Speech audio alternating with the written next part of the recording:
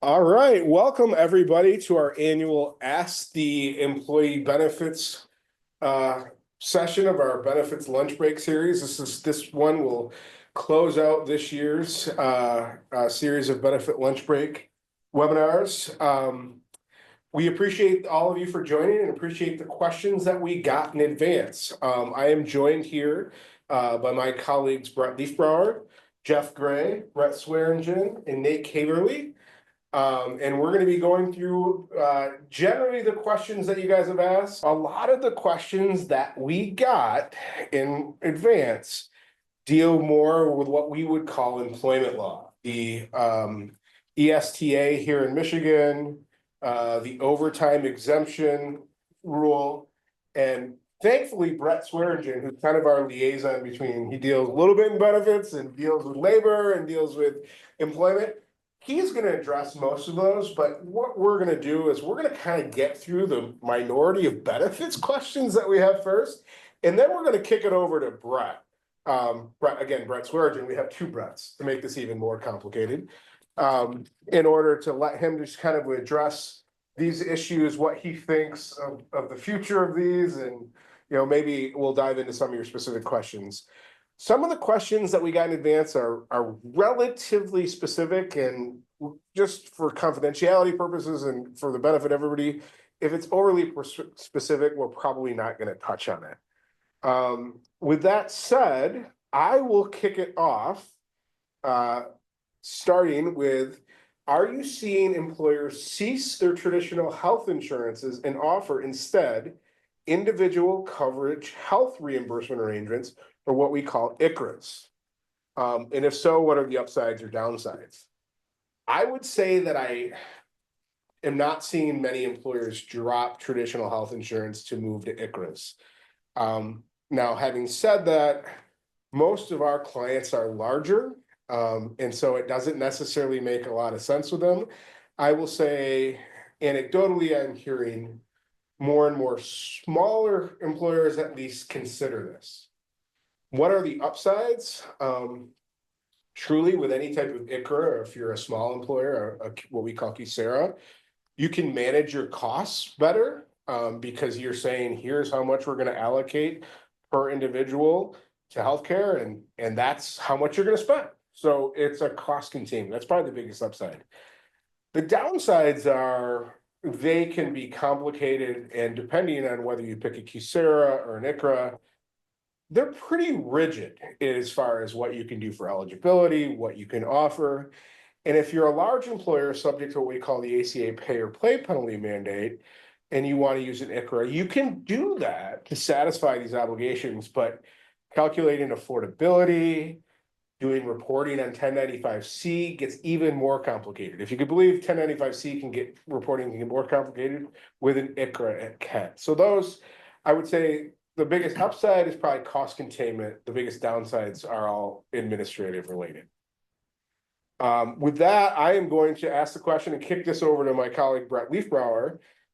Does anyone, so this is kind of an audience participation question. We aren't set up for that. So we're going to kind of just assume here and answer the question, but it's, does anyone have supplemental life insurance set up as a pre-tax deduction? So that would be through a Section 125 plan. And if so, why? So the short answer to this is no, it is not common for employers to have supplemental life insurance set up for pre-tax deductions. And that is because of a tax concept known as imputed income.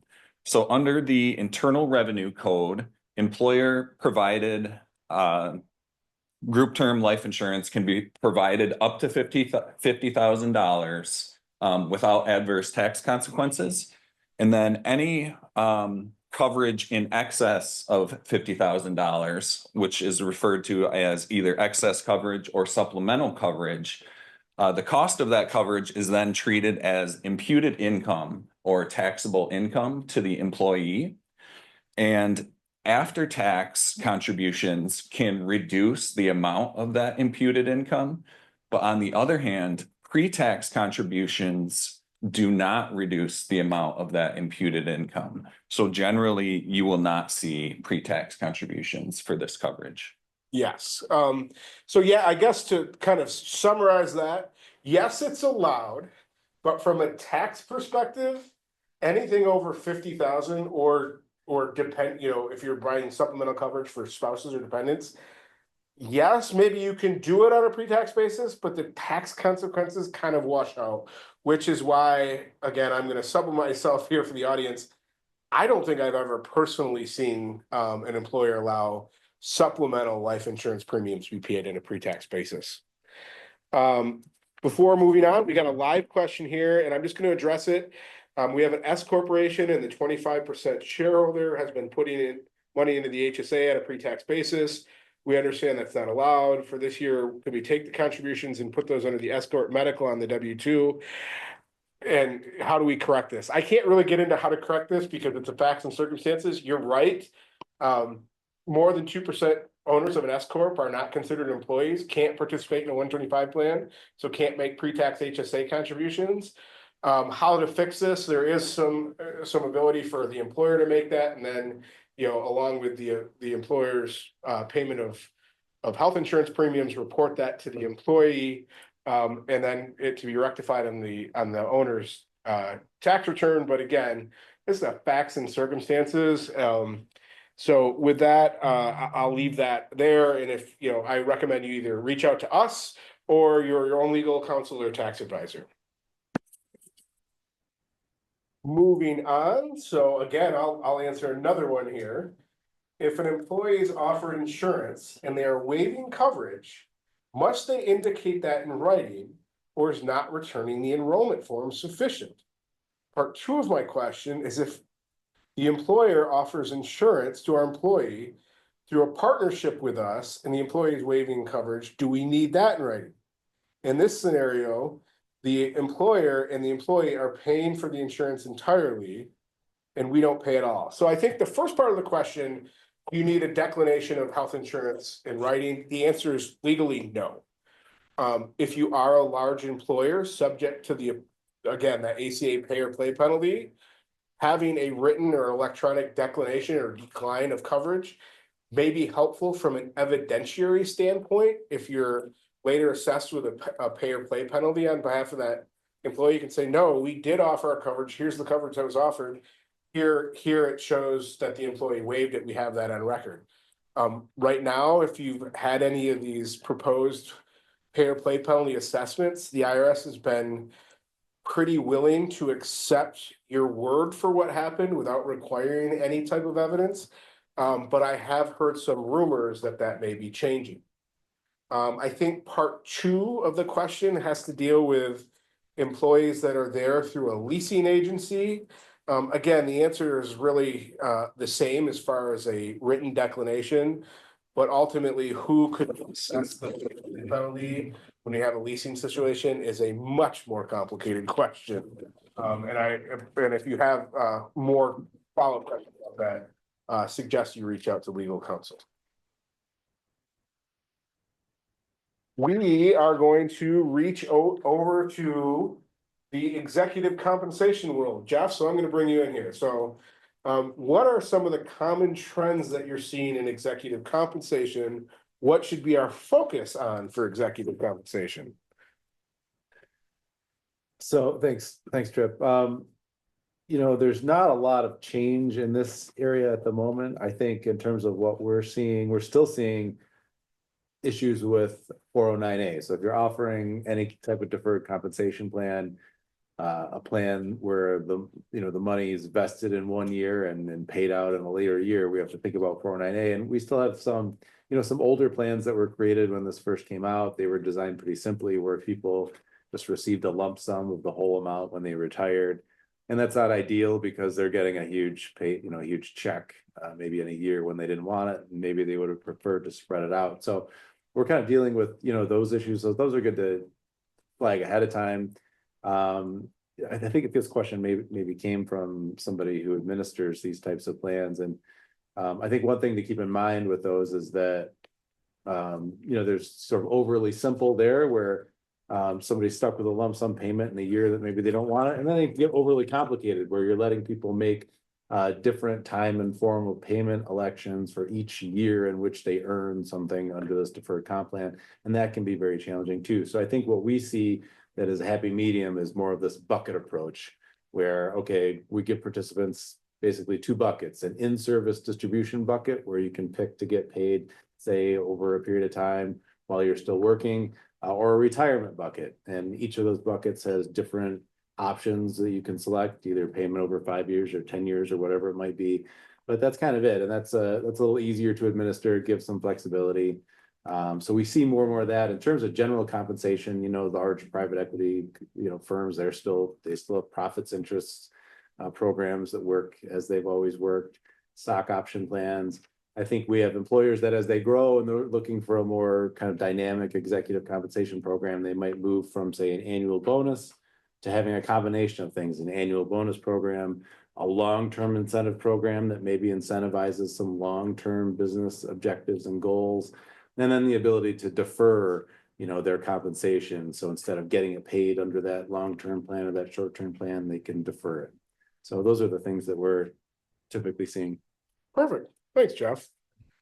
Okay, we got a couple more questions here live. We offer cash in lieu of medical benefits. They are required to, employees, I'm assuming is they are required to decline in the benefit administration and mark the reason why. All receiving this benefit have marked that they are covered under their spouse's group health plan. Is this sufficient? Is it best practice to have a paper declination form signed by the employee? The electronic declination is fine. And the reason that it's important to have a reason why that they're covered by their another group health plan gets to affordability under the pay or play penalty. And if you have, if you just kind of have a unconditioned cash in lieu payment, the IRS takes the position that that needs to be added to the employee's cost of coverage for affordability. But that doesn't apply if you're only providing that cash in lieu payment to people that have other coverage that's not obtained on the individual market. Quick to point out, I misspoke, I apologize. As Brett was talking about, that you can pay supplemental life insurance on behalf of the employee on a pre-tax basis. It may not make sense taxable. You can't do it for spouses and dependents. I misspoke, so I appreciate that one of the commenters or one of the attendees was on the ball about that, and I apologize. HSA question. I would like to have confirmation of what to do with an employee who's turning 65 during the 2025 plan year. We fund 100% of the deductible in January. Does that need to change? It doesn't need to change, but the HSA contribution limit for a year is actually calculated monthly. And if an individual who turns 65 enrolls in Medicare, now remember, they may not enroll in Medicare right at 65. In fact, if you have more than 20 employees, you can't encourage them to enroll in Medicare, not your plan. But if they enroll in Medicare, they are no longer HSA eligible, which means, if it happens in February and they're only HSA eligible for a month, they're only eligible for 1/12 of the HSA contribution limit. To the extent that there is any excess over that, that needs to be withdrawn by the employee as a taxable distribution from their HSA trustee or custodian. So again, as a practice, it doesn't need to change, but it's a little bit more intricate than that. I'm going to jump into the last, at least, health and welfare question that we have, and then I'm going to turn it over to Brett Swearingen to address some of the more employment related. Will the Mental Health Parity and Addiction Equity Act regulations be pulled back, either through the Congressional Review Act or a formal removal process? If the Trump, okay, so that's question one. And if I could answer this definitively, I don't have a crystal ball, unfortunately. If I could answer it definitively, I'd be doing something else, probably in Vegas. Keep in mind that there has been some through line between the Obama administration, the Trump administration, the Biden administration, and now back to the Trump administration. And that's the importance of mental health, and particularly in light of COVID, substance use disorder. So they are all very attuned to that. Now, some of the industry is not necessarily super excited with the most recent mental health parity final rule that came out and takes place on January 1. Keep in mind, if that's formally reduced by the rescinded by the Trump administration, that's going to take a long time because it's going to have to come through the issuance of a new rule. The Congressional Review Act, I think, is more likely. That's basically the new Congress will have a limited period of time to, if both houses pass it, basically rescind that regulation and it's signed by the president, then it's gone and in its entirely. But since the Congressional Review Act was passed in the mid-90s, I think that's only happened 20 times. Granted, it's happened more recently, so that's a possibility. And of course, there's always the chance and likelihood that this final rule is challenged through litigation. I haven't seen any filings yet, but I fully expect that. So keep your, your finger on the pulse, and certainly as there's updates, we will be doing client alerts or webinars on that. Finally, if the Trump administration fails to defend the preventive services and HIPAA regulations, so those are two different questions, who, if anyone, will step in? Again, I don't know. The preventive service, as you guys might know, there was a court in Texas that basically declared any of the USPSTA, United States Preventive Force Task Force, A or B recommendations issued after the date the ACA passed were basically not constitutional and therefore don't apply. It went up to the appeals court. It was upheld, but they kicked it back down for some other issues. If the Trump administration decides to pull back and not defend this, I think that did happen with some other rules in the first Trump administration. There may be an opportunity for another party to step in to try to defend it. I suspect that would happen. Who would do it? There's a number of people that come to mind. I won't necessarily list any of them. And the same thing with the new HIPAA privacy rule with respect to reproductive health care. That goes in effect generally on December 23 of this year. It may be rescinded, it may be litigated, it may not be fought by the new administration, but at this point, I think you got to plan on complying with all of those. With that, I think we're actually done with the benefits portion. Feel free to continue to submit questions. We're here until 12:45, but with this, I'm going to kick it over to our friend and colleague Brett Swearigan, kind of take it away with FMLA, overtime, ESTA, Michigan sick leave. Have at it, Brett. Thanks, Trip. Yeah, so I'm the designated switch hitter in the group. I kind of straddle the divide between benefits, employment law, and there's even a labor law question that was submitted. So we'll cover a bunch. And there is a lot going on in the space of employment law. And I do want to give just one big announcement at the beginning. For those who have not heard yet, I have some, I think, very good news, though perhaps frustrating news, in regards to the Department of Labor rule that sought to raise the overtime threshold, raise the salary threshold in terms of who is owed federal overtime. That rule was actually just struck down on Friday. So if you haven't heard, the threshold was going to go up to over $1,000 a week as of January 1st. It already had gone up on July 1st. That whole rule has been vacated, which means it does not exist. And that returns the threshold to where it was before the rule, which was $684 per week was the threshold. And that's based on a Trump administration rule that went into effect, I believe, in 2019. There is a possibility that the Biden administration would appeal the court ruling. I do think that's unlikely because they know, like everybody else, that the Trump administration will have very different priorities when it takes over. So for the time being, there is no overtime increase.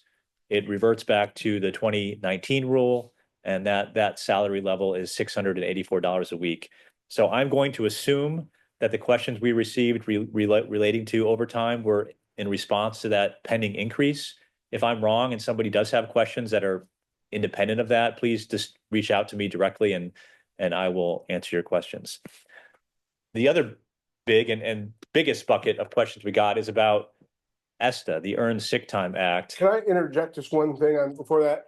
We also, I think we have in the chat feature links to our Michigan ESTA page on our website that has all of our resources. So I'm gonna let Brett, go into this, but there's also a link that you can go to access more information. Yeah, Sorry, if you wanna see and hear more of me, along with some colleagues, we did some on-demand webinars.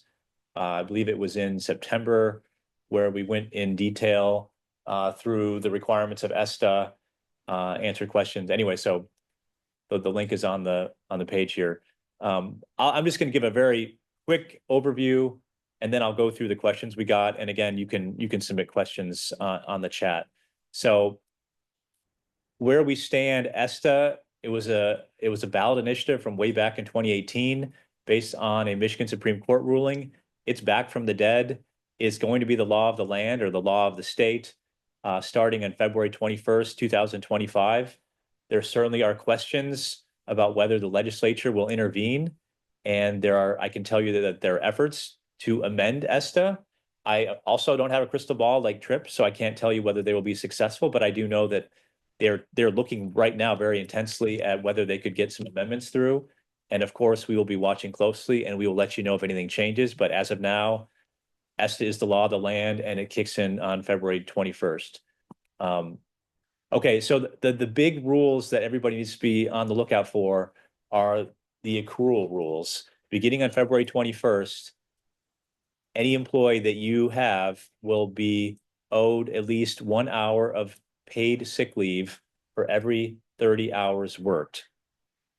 The only distinction is if you are considered a small employer, a small business under the law, you can cap your leave at 40 hours of paid sick leave per year. For everybody else, those accrual rules are just an iron law of ESTA.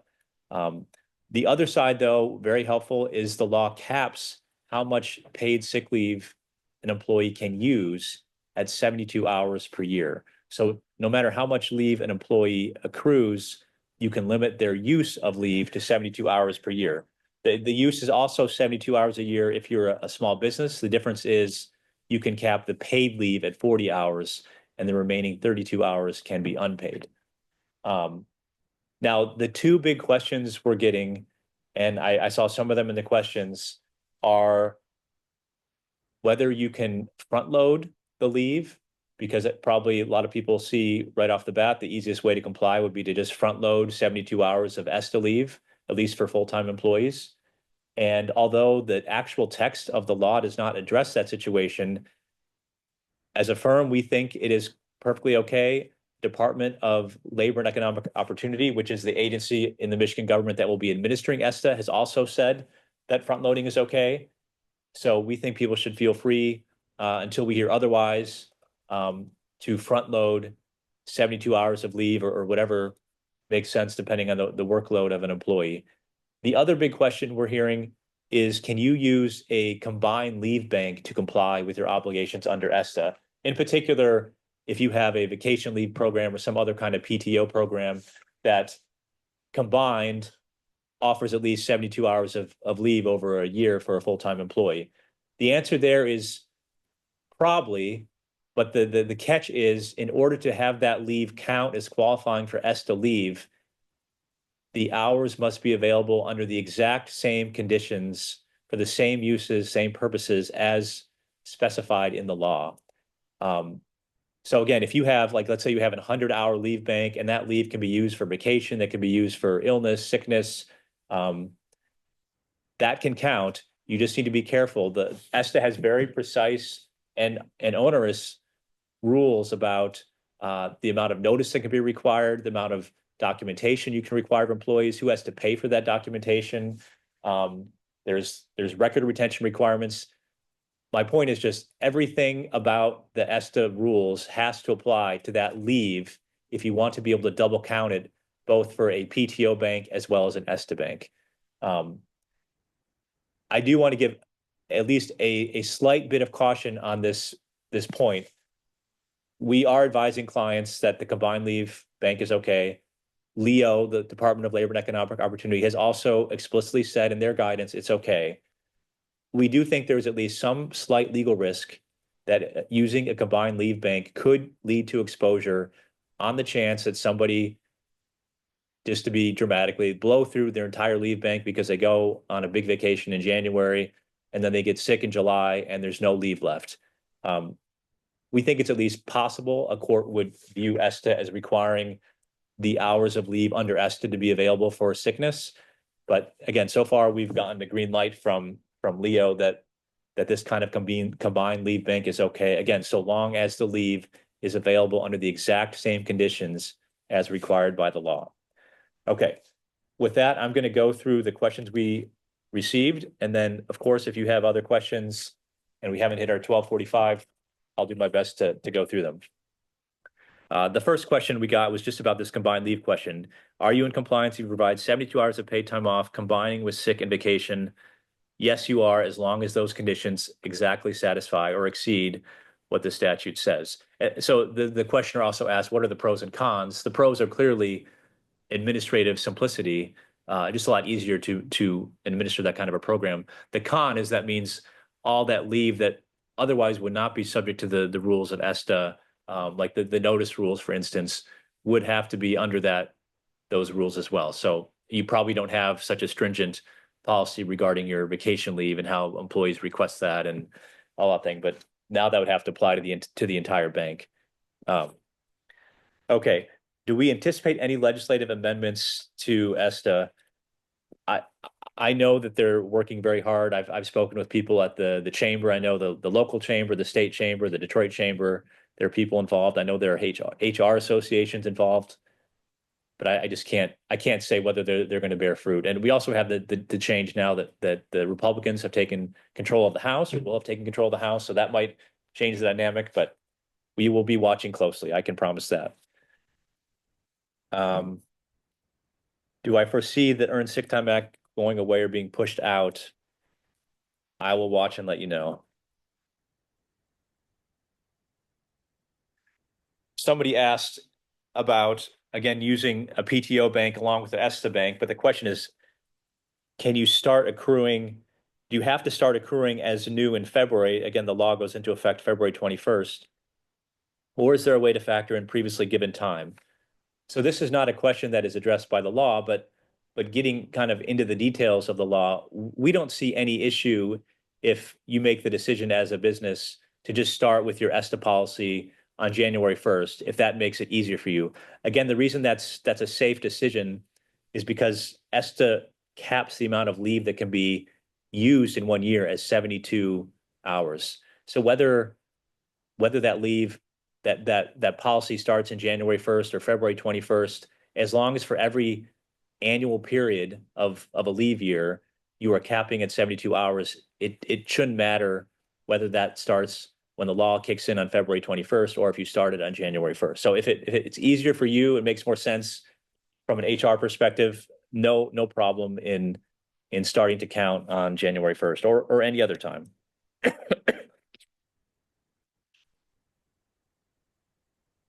Okay, we got an NLRB question. This is exciting. Probably the first time that law has ever appeared on an employee benefits webinar. Somebody asked in particular how to handle a stay or play agreement regarding educational expenses if the NLRA considers this unlawful. For those of you who may not know, a stay or play agreement in the education context would be, employer is willing to kick in money funds to fund some kind of education or training. But in connection with that agreement, the employee agrees to continue to work for the employer for, X number of months or years. And if not, the way these are often structured, the employee is owed some delta of what the employer paid for the education. So just some background. I believe where this question is coming from, the head attorney for the NLRB, not the board itself, but an employee for the board, issued her own legal opinion that these agreements are not allowed under the NLRA, the National Labor Relations Act, unless certain criteria are met. So this is not currently the law. This is just the top attorney at the NLRB's memo that thinks it should be the law. So we aren't there yet. But even if we were to go there, if the NLRB was to issue a decision that declared under federal labor law that these agreements are generally unlawful, if you look at the memo that the attorney wrote, it actually gives a way to make them lawful. And I would advise, if you're out there, to check out that memo. And there are ways to structure them that even she would say passes muster. And again, if you have specific questions, happy to talk to you individually, but it's not as clear as you may think. Okay. A severance agreement question. We had an employee sign a severance agreement. He received 2 weeks of back pay, 2 weeks of pay, and 1 month of COBRA. When are we certain that they cannot come back and say it was not enough compensation to have him sign off rights? So of course, the most important piece of a severance agreement is the release. The whole idea typically is by giving a departing employee some amount of severance benefit, often a pot of money. He or she signs a release that forecloses his or her ability to file any lawsuit in the future. There isn't any. The way a severance agreement works, as long as you are giving an employee some kind of severance payment that is beyond what he or she is already entitled to. For instance, if you have a severance plan built into your employee policies, giving him or her a severance that they were already owed under the policy does not count as, to use the legal word, consideration for the agreement. But as long as you're giving somebody some kind of payment beyond what they're entitled to, that in and of itself is enough to make the contract a valid agreement, and most importantly, make the release of claims a valid release. So there shouldn't be any hesitation. I mean, there are ways to go wrong in drafting a severance agreement, and please reach out to me or one of my employment law colleagues to make sure your severance agreement is well drafted. But there's not a question, as long as you are giving them something that they don't already have rights to, that should be enough under the law to make it a valid and enforceable release. Okay, last question about wellness programs. And this is one I'd not seen before. With the wellness program, how can you support and educate health concerns for different groups, such as diseases and health risks that are more prevalent in certain ethnic groups without being discriminatory?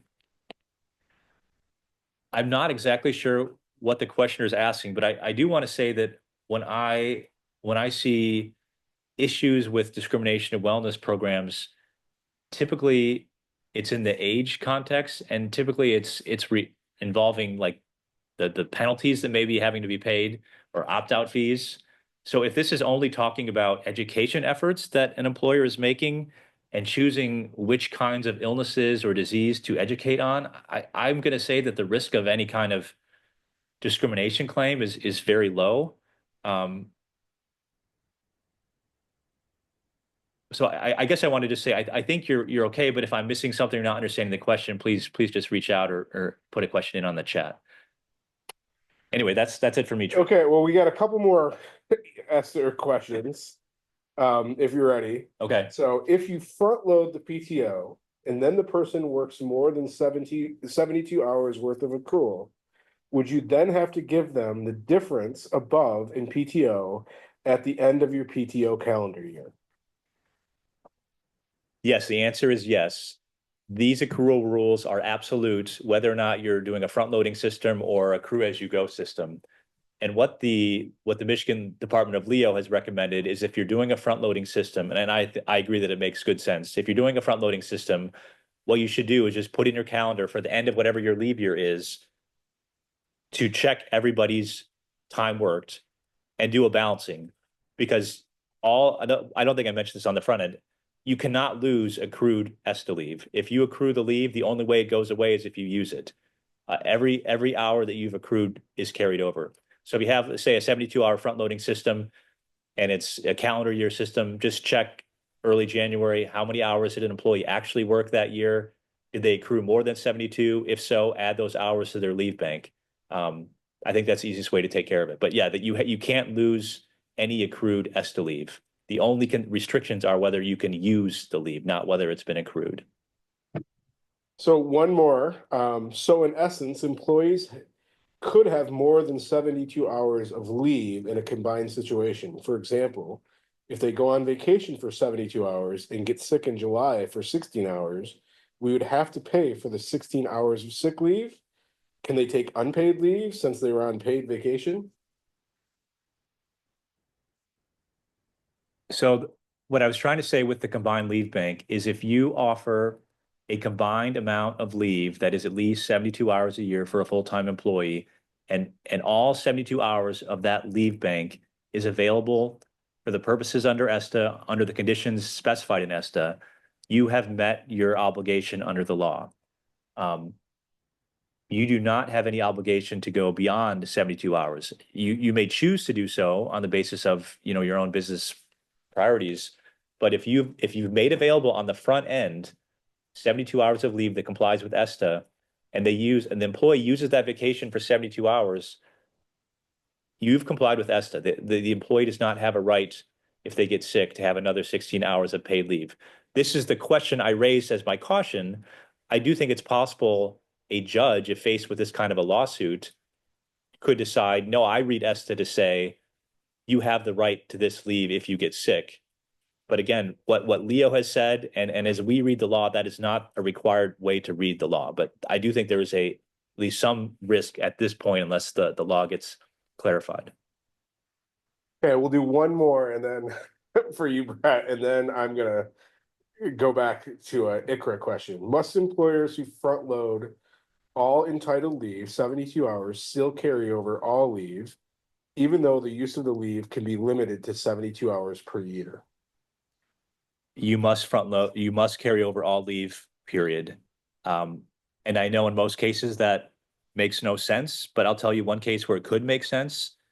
It could make sense if you have a full-time employee who has gone over his, excuse me, has gone over his 72-hour cap in 1 year, and in the next year, that employee goes to a reduced hour schedule so that he would not accrue 72 hours. That employee would still have the carried over leave from prior years that he or she could use. So that's the one time where I think this would matter. Most of the time, it probably doesn't matter, but the law is very, very clear that you have to carry over the leave, even with that 72-hour cap. All right, moving back into the health and welfare world, question about an ICRA. An employer cannot offer an employee a choice between a group health plan and an ICRA. It has to be one or the other. That is correct. An employer can offer both a group health plan and an ICRA, but they have to be offered to different classes of employees so that no employee has the option to choose between the group health plan and the ICRA. That is also correct. Now, keep in mind, though, that when you divide your employees into different classifications to determine whether they're offered the group health plan or offered the ICRA, there is, I think, 12 distinct classifications that you can divide them at. So we can't just divide willy-nilly, if you will, which is important because it says, so I could offer the executive employees a group health plan and they would be ineligible to utilize the ICRA. That is a correct statement. If employees are offered a group health plan, they can't use the ICRA. But I don't believe that you could class just executives into being offered the group health plan and all other employees the ICRA. I do not believe that is a permissible classification. With that, we have one last question. As far as what do we see as the hottest topics brewing for 2025? I'm going to put Jeff, or I'm putting Nate on the spot here. Give me a shot. All right. All right, from a retirement plan perspective, Secure 2.0 has some changes that are going to come into effect in 2025. One is for long-term part-time workers, particularly for plans that look at participation in the plan on an hours basis. Before, they had to include employees in the plans if they had at least 500 hours over the last 3 consecutive plan years, and now that eligibility is going to dip down to just 2 years. So employers are going to have to start looking at hours and amending their plan to make sure they're not excluding those participants from their 401k plans or 403b plans for this upcoming year. Is there anyone else with hot topics for Brett, what do you got? Anything? I'm putting you on the spot. Sure. So I've just been reading articles. I also do not have a crystal ball similar to Brett Swearingen and Tripp. But I've been trying to figure out what changes might come with the incoming Trump administration, and Republicans in general taking control of Congress. So I've been looking at the Affordable Care Act in particular. I do not think that it is likely that a full repeal attempt will be made regarding the Affordable Care Act. However, Republicans may take the opportunity to make changes or pull back on the Affordable Care Act. I've seen it mentioned that it's possible they could go after repealing the employer pay or play mandate, which in effect would take all of the teeth out of the Affordable Care Act. But we'll just have to wait and see. How about Jeff? You have anything? My thought, I guess, goes to a dark place, right? We think, As it often does. Right. Think about all these IRS personnel that were hired over recent years, and then, you know, the Form 5500 for retirement plans has gotten more specific. Last year, it asked very, very specific questions about how your plans were tested, whether you were on a pre-approved plan or not. If they were tested, what type of testing, you know, did you use? Are they safe harbor plans? Are they not? There are other line items on the 5500 that are clearer now about administrative expenses. So I don't know, part of me thinks that there's just a team of government personnel kind of reviewing those more closely and picking what may look like low-hanging fruit for audits and investigations. So I just keep that in mind. I think we're sending more information about our plans out there into the public sphere, and we want to keep that in mind.